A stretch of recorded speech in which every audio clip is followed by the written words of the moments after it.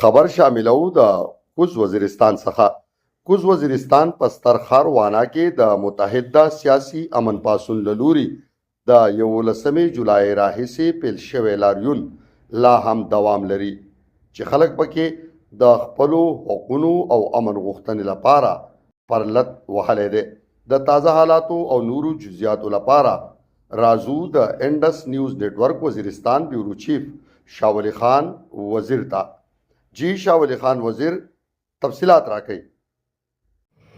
او جی بالکل همدرد زه اوس دلته کې موجود یم چې په کوم ځای کې دا سیاسي امن پاسون لاریون روان دی.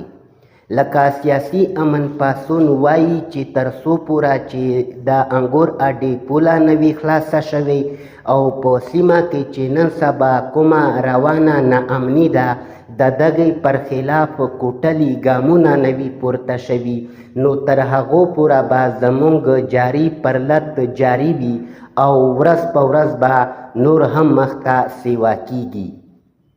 لکه سیاسي امن پاسون دا هم وایي چې زموږ چې کومې غوښتنې دي دغه اخلاقي او آییني غوښتنې دي، باید ضلعي انتظامیه ته پکار دی چې زموږ په غوښتنې باندې زر تر زره عمل شروع کړي چې زموږ کومې غوښتنې دي چې هغه زر تر زره سر ته ورسیږي او په سیمه کې خلک ته چې کوم تکلیف دی چې د دکا شان تکلیف نه د سیمې خلک نور بچ شي.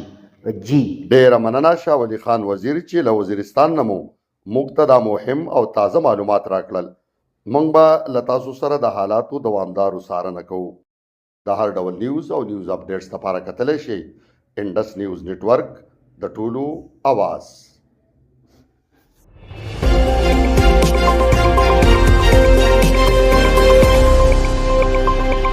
Indus news network द टुलु आवाज.